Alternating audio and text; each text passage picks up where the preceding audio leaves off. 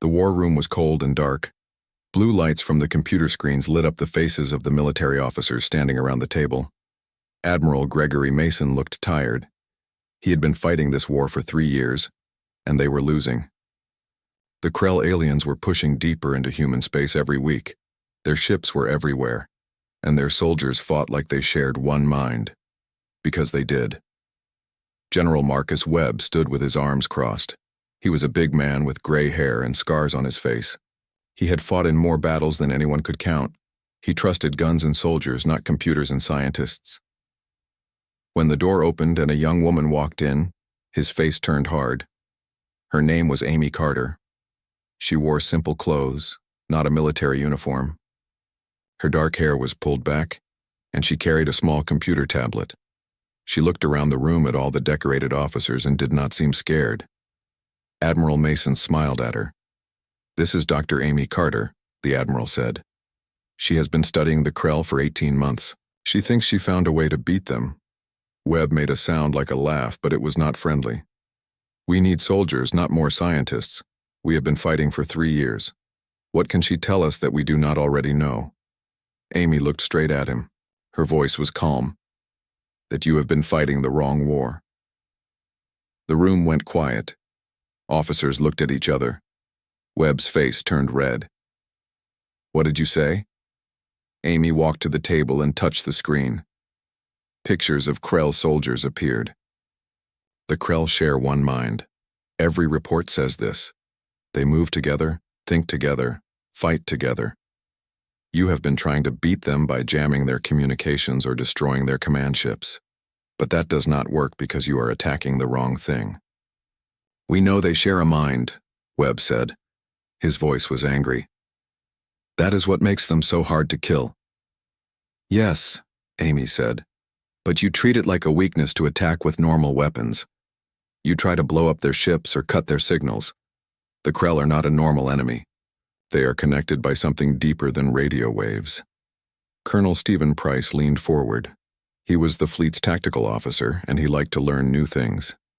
"Keep talking." Amy pulled up more data on the screen. It showed brain patterns and waves. Every shared mind has a frequency, a pattern that holds it together. The Krell have this too. If you disrupt that frequency, you do not just confuse them. You break their connection completely. They cannot work together anymore. Webb shook his head. "We tried jamming. It works for a few minutes, then they adapt."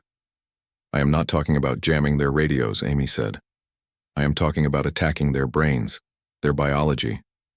There is a specific pattern in every Krell brain. It is like a heartbeat, always running in the background. Stop that pattern, and the whole network falls apart." Admiral Mason rubbed his chin. "A weapon that attacks their minds? We do not have that technology. The power needed would be too much." "Not if you use their own biology against them," Amy said. She showed them diagrams of Krell brains. "They are very sensitive to this frequency because they need it to stay connected. That sensitivity is their weakness. You do not need a lot of power. You just need precision." Webb stood up. He was tall, and his voice filled the room. "This is nonsense. You want us to bet everything on an untested weapon? On computer simulations? Tell me, Doctor, how many battles have you fought? How many people have died because of your decisions?" Amy met his eyes. She did not look away. "None, General. I have never been in combat, but I can see the problem differently than you. That is what you need right now." "What we need," Webb said loudly, "are warriors, not people with theories. This war will be won with courage and guns, not clever ideas." "Then why are you losing?" Amy asked quietly. The words hung in the air. Everyone knew it was true. The humans were losing. Slowly, but losing. Webb's face got even more red, but he said nothing. Admiral Mason raised his hand. "Enough. Dr. Carter, prepare a full presentation. General Webb, you will review her plan with an open mind. We cannot ignore any chance to win, no matter where it comes from." Webb's jaw was tight. "Yes, sir." The meeting ended. Officers walked out talking to each other in low voices. Amy gathered her computer files. She could feel Webb staring at her back, but she did not turn around. She knew he did not trust her. That was okay. She just needed to prove that the science worked. As she walked down the hallway, she thought about what was coming. The battle for Arcturus Station would happen in a few days. The Krell were bringing their whole fleet. If her weapon worked, it could change everything. If it did not work, a lot of people would die. She reached her small room and sat down at her desk. The computer screen showed her calculations again. She had checked them 1,000 times. The math was right. The theory was solid. But Webb's words stayed in her mind. In war, things went wrong. Plans failed. People died. Amy looked at a picture on her desk. It showed her team back on Earth at the Research Institute. They were all smiling. That was before the war got bad.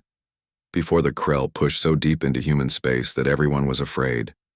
She had left that safe laboratory to come here, to the front lines, because she believed she could help. Tomorrow, she would present her full plan to the military officers. She would show them the data, the simulations, the proof that her weapon could work. Some would believe her. Many would not. But Admiral Mason would make the final decision, and he seemed willing to listen. She pulled up the quantum disruption pattern on her screen one more time. It was beautiful in a way, the mathematical precision of it. This pattern, if broadcast at the right frequency, would shatter the Krell's shared consciousness. It would leave them alive but alone, each one cut off from the others. Without their coordination, they would be easy to defeat. Webb thought she knew nothing about war. Maybe he was right. But she knew about patterns and frequencies and how to break things at the most basic level. Sometimes that was enough. The ship hummed quietly around her. Out in space, the Krell fleet was getting closer. They did not know that a civilian scientist had found their weakness. They did not know that their greatest strength was about to become their downfall. Amy closed her eyes for a moment. She was tired, but she could not sleep. Too much was riding on the next few days. She thought about all the soldiers like Webb who had fought and bled for 3 years. She thought about the colonies that had been destroyed, the families torn apart, the lives lost. If her weapon worked, she could end that. Not by being a better fighter, but by being a better thinker, by seeing what everyone else had missed. She opened her eyes and got back to work. There would be time to sleep after the presentation. Right now, she needed to make sure everything was perfect. Because Webb was right about one thing. If she was wrong, people would die. And that weight would be on her shoulders forever. 2 days later, Amy stood in front of 200 military officers. The room was huge, with rows of seats going up like stairs.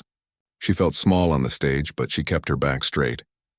General Webb sat in the front row with his arms crossed. His face showed he did not want to be there. Admiral Mason nodded at her to begin. Amy took a deep breath and started the presentation. A big 3-dimensional picture of a Krell brain appeared above the stage, floating in the air. "Thank you for coming," Amy said. Her voice was steady. "I know many of you do not believe what I am saying, so I will start with facts we all agree on." She pointed at the brain image. The Krell work as one mind using quantum connections. Each Krell has its own thoughts, but they are all linked together. This lets them share information instantly. That is why they are so good at fighting. They know what each other will do before they do it. Commander Helen Brooks raised her hand. She was a scientist who studied alien life. "We have known about their quantum connection for years. The problem is we cannot break it. Every time we try to jam it, the connection just comes back." "Exactly," Amy said. "You cannot force your way through a quantum network. But you can make it unstable by using the right frequency. Think of it like this. The Krell network stays together because of a specific harmonic pattern. Every Krell brain is tuned to the same pattern, like radios all set to the same station." She brought up new images showing wave patterns. "I found that pattern. It is in all the data we have been collecting for 3 years. You just did not know what you were looking at." Webb spoke up. His voice was sarcastic. "So you found their off switch. Very smart. And where do we get this magic frequency?" Amy did not let his tone bother her. "I already have it, General. It is right here in the data. And we can create it using equipment we already have. We just need to modify our quantum communication devices."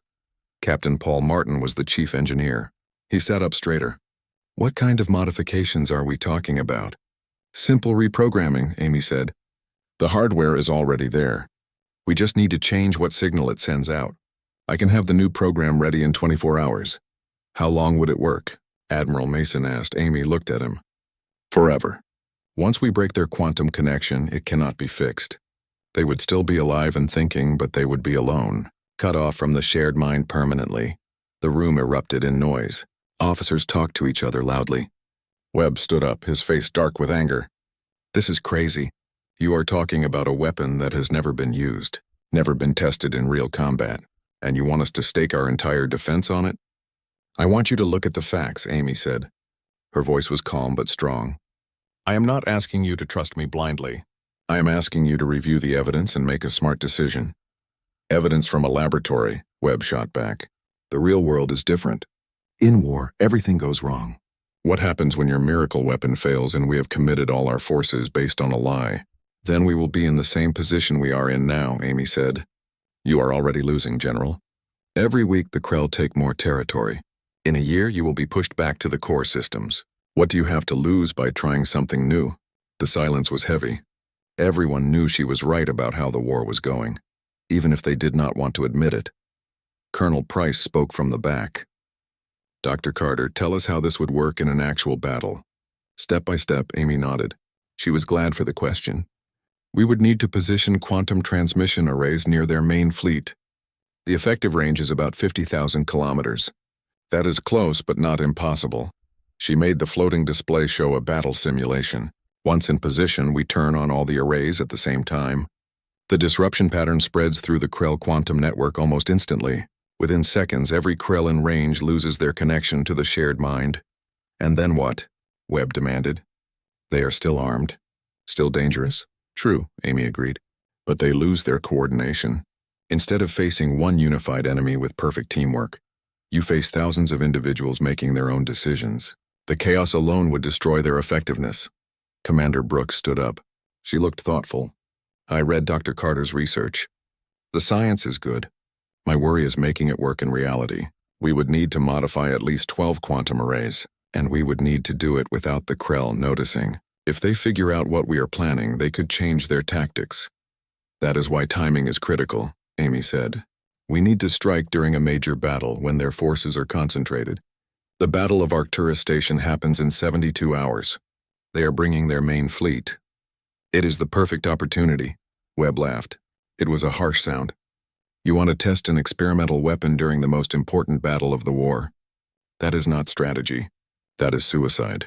It is a calculated risk, Amy said. Right now it is the best option we have. General, I understand you do not trust this, I do. But I'm asking you to look past your feelings and judge this based on the facts. My feelings? Webb's voice rose. My feelings are based on 30 years of experience. I have seen 100 miracle weapons. Each one promised to change the war. You know what really changes wars? Discipline, training, the willingness to sacrifice. I am not dismissing any of that, Amy said. This is not about replacing soldiers.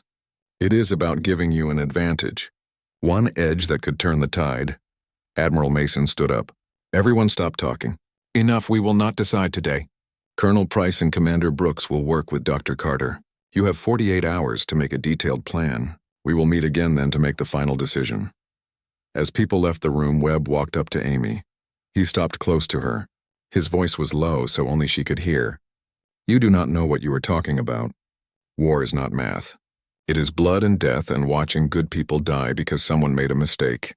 If your toy fails, those deaths will be on you. Amy looked up at him. And if we do not try, all the deaths that come after will be on you. They stared at each other for a long moment. Then Webb turned and walked away, his boots loud on the floor. Amy stood alone on the stage with her data. She knew the next 48 hours would decide everything, not just whether her weapon would be used, but whether anyone would trust her enough to give it a chance. She walked back to the laboratory. Colonel Price and Commander Brooks were already there, looking at equipment.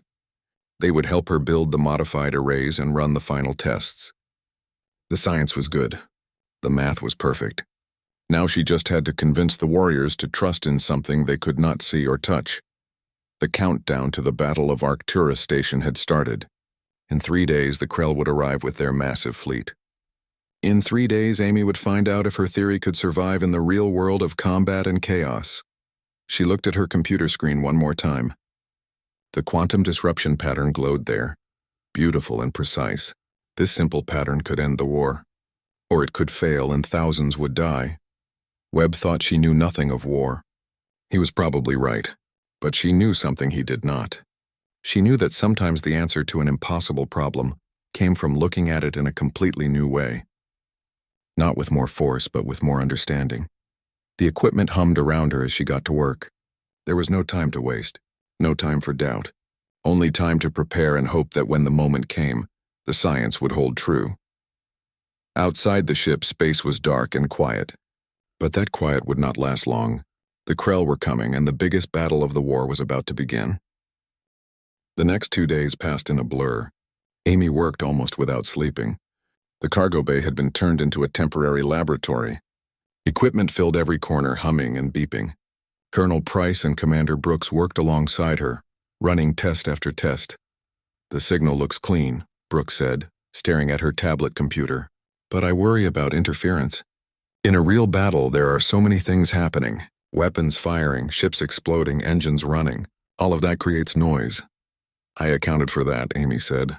She pulled up calculations on the main screen. "The disruption pattern works on a different channel than anything else in space. The battle noise will not affect it." Price rubbed his tired eyes. "My team finished modifying the first array. We are testing it now. If everything works like you say, we will have all 12 arrays ready when the Krell arrive." "How is General Webb handling this?" Amy asked, though she already knew the answer. Price made a face. "He is not openly fighting the plan anymore. Admiral Mason ordered him to cooperate. But Webb thinks this will fail. He has been training his Marines for what to do when, and I quote, 'The scientist's toy breaks and we have to win the old way.'" Amy tried not to feel frustrated. She understood Webb's view. He had lost friends and soldiers for 3 years. Trusting something new and unproven was hard for him, but understanding did not make it easier. "Let him prepare," she said.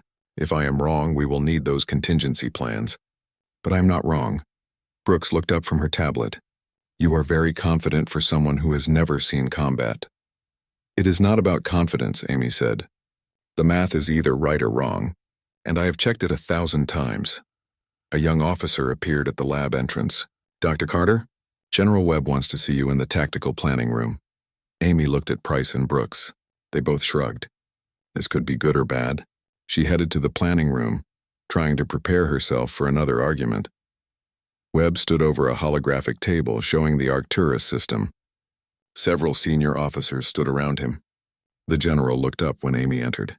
His expression was hard to read. "Doctor, we are finishing our battle plan.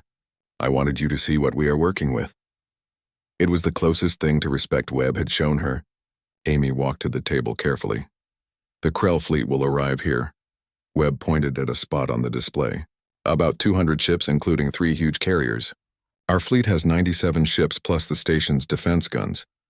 "We are outnumbered 2 to 1, Amy said. "We are always outnumbered," Webb said flatly.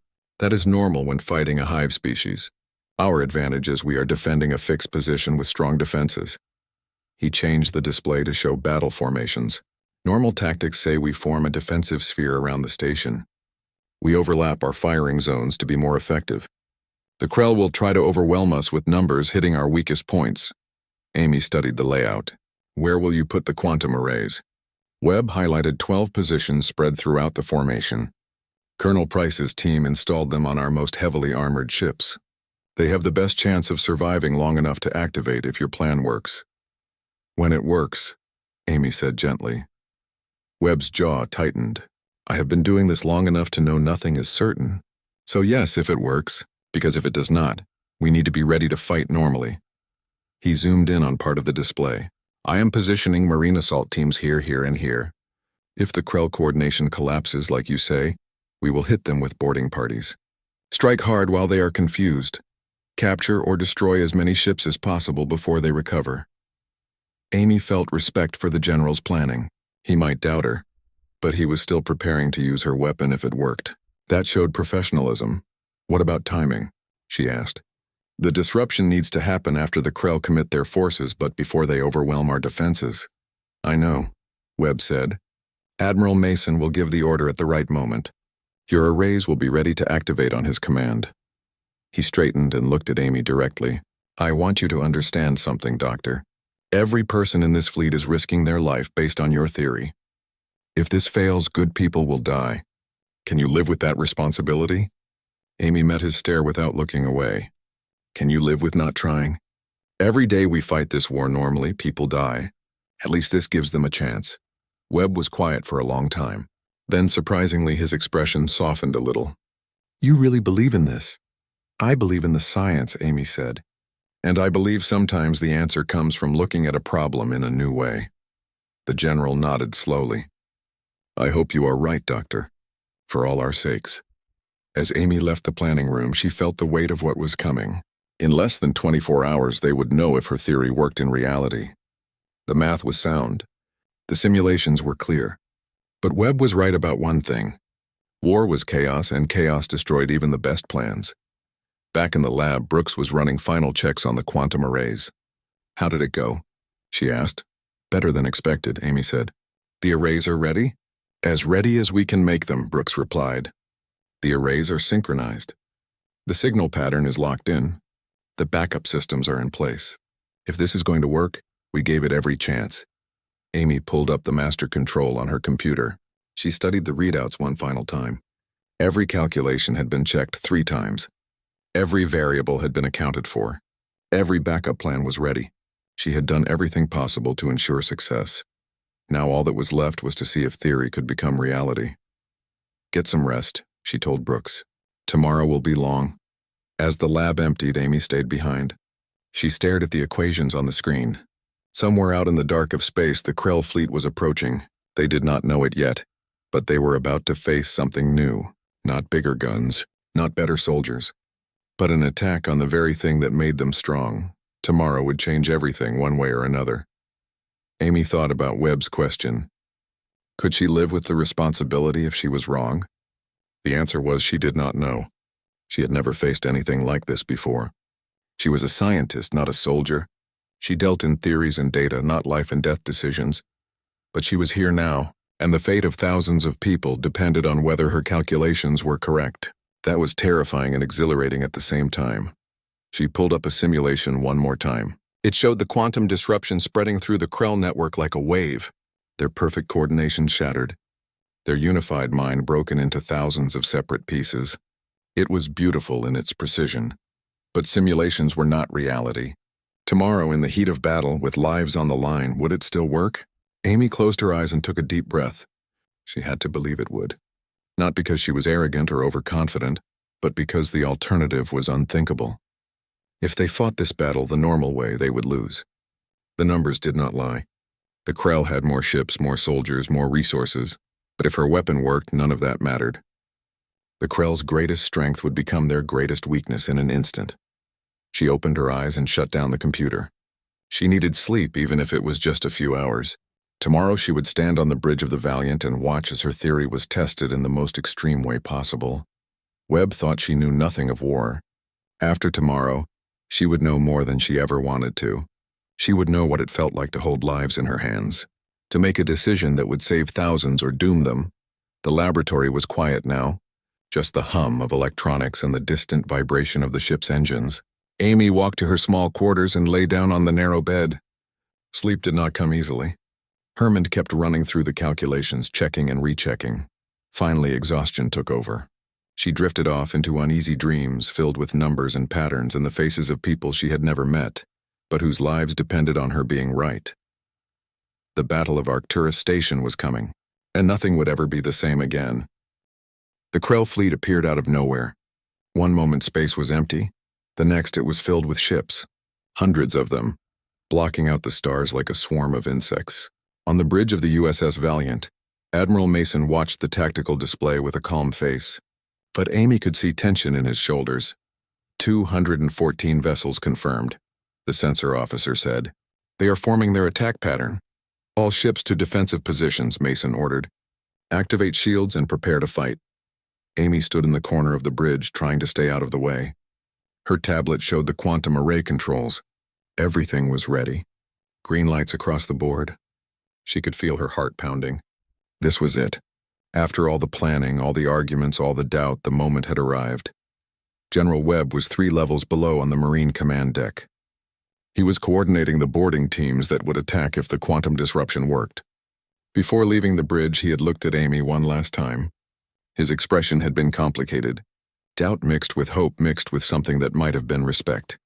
Enemy fleet advancing, the tactical officer called out. Contact in 4 minutes. Mason's voice stayed calm. All weapons prepare to fire.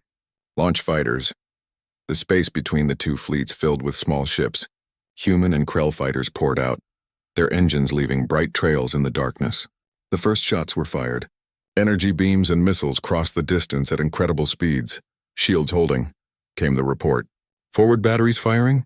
Amy watched her tablet. The arrays were powered and ready, but Admiral Mason had been clear. They would wait until the Krell were fully committed before activating the disruption. If they used it too early, the enemy might retreat and scatter. The battle got more intense as the fleets got closer. Explosions bloomed in space as ships took damage. The Krell had more ships and it showed. They probed the human defenses, looking for weak spots with perfect coordination. Station shields at 70%, someone reported. Enemy concentrating fire on sectors 3 and 7. Reinforce those positions, Mason ordered. Move the cruiser group to provide support. Amy could see the pattern. The Krell moved like parts of one machine. Every feint, every attack, every maneuver was executed perfectly. It was beautiful in a terrible way. The ultimate example of what a shared mind could do in war. Admiral, the tactical officer said urgently, enemy carriers launching attack craft. We count over 5,000 incoming fighters. Mason's expression tightened. This was the moment. If the Krell fighter swarm overwhelmed the station's defenses, the battle was lost. He had to decide now. He turned to Amy. Dr. Carter, are your arrays ready? Amy's mouth was dry. Her hands shook slightly. Yes, sir. All systems green. Ready to activate on your command. Mason looked at the tactical display one more time. Years of experience showed in his eyes as he calculated timing and distance. Then he nodded. Do it. Amy's fingers moved on her tablet. Activating quantum arrays. Synchronizing pattern. 3, 2, 1 now. Nothing happened at first. The battle continued. Ships fired. Fighters maneuvered. Explosions lit up space. For a horrible moment, Amy thought it had failed. All her calculations, all her confidence, and it had failed. Then the Krell fleet stopped. Not all at once. It spread like a wave from the center outward. Ships that had been moving in perfect formation started to drift. Their courses became random. Fighters that had been executing coordinated attacks scattered like confused birds. Some kept attacking. Others broke off. Many just flew in circles. What is happening? Someone on the bridge whispered. Amy stared at the tactical display. Her breath caught. It was working. After all the doubt, all the arguments, it was actually working. Enemy formation breaking apart, the tactical officer reported. His voice was filled with shock. They are not coordinating anymore. Individual ships acting independently. Admiral Mason's eyes went wide. The terrifying efficiency of the Krell assault transformed into complete chaos before his eyes. Ships fired at random targets. They maneuvered without strategy. Some even crashed into each other as their perfect coordination collapsed. All ships, attack! Mason shouted. Target the carriers. Focus on command vessels. Do not give them time to recover. The human fleet surged forward. Without the hive mind, the Krell ships became isolated targets. They could not support each other. They could not execute tactics. They were alone and confused. On the Marine deck, General Webb watched the same feed. His face showed shock and realization. He activated his communicator.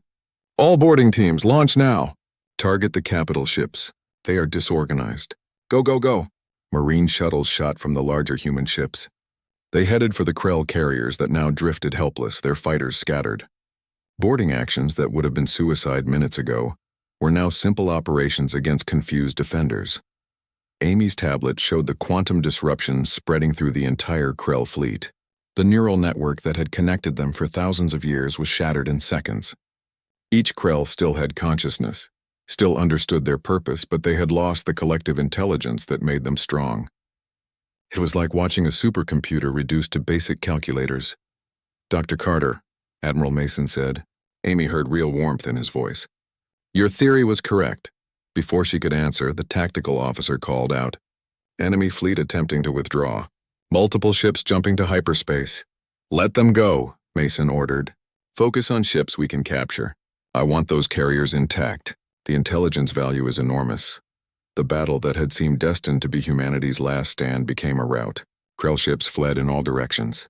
Their retreat was as chaotic as their attack had become. The few vessels that tried to keep fighting were quickly overwhelmed. Within 30 minutes it was over. 3 Krell carriers were captured along with dozens of smaller ships. The rest of their fleet had scattered, jumping to random coordinates in panic. Admiral Mason turned to Amy. For the first time since she arrived on the Valiant, he smiled. Dr. Carter, I believe we all owe you an apology. Amy felt her legs go weak with relief. She had been so focused on making the arrays work that she had not let herself think about success. I was just doing my job, Admiral. Your job just changed the war, Mason said. He activated the fleet communication. All ships, this is Admiral Mason. Thanks to Dr. Amy Carter and her team, we achieved a decisive victory today. More than that, we found a way to defeat the Krell. This is not the end of the war, but it is the beginning of the end. Well done, everyone. The bridge erupted in cheers. Officers who had been professional throughout the battle suddenly became human again. They embraced each other. They laughed with relief at having survived what should have been disaster. Amy's tablet chimed. A message from General Webb appeared. Report to Marine Deck immediately. She made her way through celebrating crew members. When she reached the Marine Deck, she found Webb standing with his officers. They were still in full combat gear. The boarding operations had succeeded beyond anyone's expectations. The Marines were in high spirits. Webb saw her and walked over. For a long moment he just looked at her. Then slowly he held out his hand. I was wrong about you, he said simply. I let experience blind me to new possibilities. I will not make that mistake again. Amy shook his hand. She felt the calluses from years of service. You were not wrong to be skeptical, General. That caution kept your people alive. I just happened to see something from a different angle. Webb nodded slowly. Maybe that is what we needed. Someone who did not think like a soldier. He paused. What you did today saved thousands of lives. Probably tens of thousands when you consider how this changes everything. I wanted you to know that. Whatever I said before, whatever doubts I had, you earned your place here. It was the highest compliment the General could give. Thank you, sir. As Amy left the Marine Deck, she caught her reflection in a wall panel. The same woman who had walked into that first meeting. The civilian who knew nothing of war, according to the decorated General. But she had done something that changed everything. The war was not over. That would take time and continued sacrifice from brave people like Webb and his Marines. But she had given humanity a weapon that worked, a strategy that succeeded, and most importantly, she had given them hope. The battle was won, not with superior numbers or better weapons, but with understanding, with seeing the problem differently, with attacking not the enemy's strength, but the foundation that strength was built on. Amy returned to her small quarters and sat down. She was exhausted. Her hands still shook from adrenaline. But she also felt satisfaction. Not pride exactly, but the knowledge that she had made a difference when it mattered most. 3 months passed. Amy stood in the same briefing theater where she had first presented her theory. But everything was different now. The room was filled not with skeptical officers, but with representatives from across human space and allied worlds. The Krell War, which had consumed 3 years and countless lives, was ending. The quantum disruption technology has been deployed across all major fleet groups, Amy explained. The holographic displays showed the strategic situation across multiple star systems. In every battle since Arcturus Station, the results have been the same. Once we disrupt their hive connection, the Krell lose their tactical advantage. Admiral Mason stood beside her. He now commanded the entire offensive campaign. We recaptured 17 colony systems in the past 12 weeks. The Krell are retreating on all fronts. Our projections say organized resistance will collapse within 6 months. A diplomatic representative raised his hand. What about the ethics? We are severing their connection to their collective consciousness. Is that not a form of mental torture? Amy had expected this question. It came up in every briefing. It is a fair concern. What we learned from studying captured Krell is that losing the hive connection is traumatic, but not permanently damaging. They keep full cognitive function. memories, and individual consciousness. Many captured Krell have adapted to individual existence quite well. Commander Brooks, who had been leading the studies of Krell biology, added more. Some have even said they prefer it. The hive mind was efficient, but it meant giving up personal freedom. We are not destroying their consciousness. We are giving them individuality. General Webb entered the room. Amy smiled at how much had changed since their first meeting. The general had become one of her strongest supporters. He used his influence to make sure her strategies were used effectively across all military branches. The boarding teams continue to succeed, Webb announced. Once the Krell lose their hive connection, most surrender without fighting. We are building rehabilitation centers on several worlds to help them integrate into societies based on individual choice. He caught Amy's eye and gave a small nod of respect. Over the past months, they had developed something like friendship. It was built on mutual respect and shared purpose. After the briefing ended, Amy found herself on an observation deck looking out at the stars. Earth was visible in the distance, the blue planet that humanity called home. She thought about the journey that brought her here. From research labs to the front lines of an interstellar war. Quite a view. Webb's voice came from behind her. Amy turned to find the general walking toward her. He carried 2 cups of coffee. He offered her one. "Thank you," she said, taking the cup. "I never get tired of it." The size of space, the reminder that there is so much more out there than our conflicts. Webb joined her at the window. "I have been thinking about what you said that first day. About fighting the wrong war. You were absolutely right. We were so locked into normal thinking that we could not see the solution in front of us. You would have figured it out eventually," Amy said. "The data was all there. I just had the luxury of looking at it without the weight of experience shaping my view." "Maybe," Webb said. "But you had something else too. The courage to stand in a room full of people who thought you were wrong and insist you were right. That is not about knowledge. That is about conviction." They stood quietly for a moment, watching the stars. "What will you do now?" Webb asked. "The war is almost over. You could return to Earth, to your institute. Write papers about your success, train the next generation." Amy considered the question. She had thought about it often lately. The obvious path would be returning to academic life, using her success to get a comfortable research position. But something had changed in her during these months at the front. "I think I will stay," she said finally. "The war might be ending, but the real work is just starting. Helping the Krell transition to individual consciousness, rebuilding damaged colonies, creating new protocols for if we encounter other hive species. There is so much to do," Webb smiled. "Good. We need people like you. People who can see beyond the immediate problem to larger possibilities." A young officer approached and saluted. "Sir, Admiral Mason requests your presence in the strategic planning room. We received a surrender proposal from one of the major Krell hive clusters." Webb straightened, the warrior returning to duty. But before he left, he turned back to Amy. "You know, that first day I told you that you knew nothing of war. I want to officially take that back. I still do not know much about traditional warfare," Amy said with a slight smile. "No," Webb agreed. "But you understand something more important. You understand that war is ultimately about finding the solution that saves the most lives and achieves the goal with the least suffering. That is what victory really means. Not who has the biggest guns or best tactics, but who can find the way to end the conflict decisively." He saluted her. It was a gesture of respect between equals. "It has been an honor working with you, Doctor." As the general left, Amy returned her attention to the window.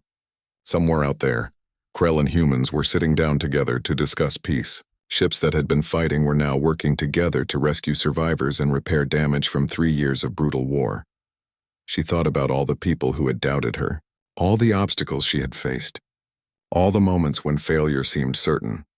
But she had trusted in the mathematics, in the science, and ultimately in her own belief that there had to be a better way. The general had sneered that she knew nothing of war. And in the conventional sense, he had been right. But she had known something more valuable, that the most devastating weapon is not always the one that does the most damage, but the one that strikes at the basic assumptions your enemy is built on. The war would officially end in a matter of months. The rebuilding would take years, maybe decades, but humanity had learned something crucial from this conflict. They learned that sometimes the greatest warriors are not the ones who can fight the hardest, but the ones who can think differently. As Amy finished her coffee and prepared to return to her duties, she allowed herself a moment of satisfaction, not pride exactly, but the quiet knowledge that she had made a difference, that when humanity needed a new perspective, she had been there to provide it.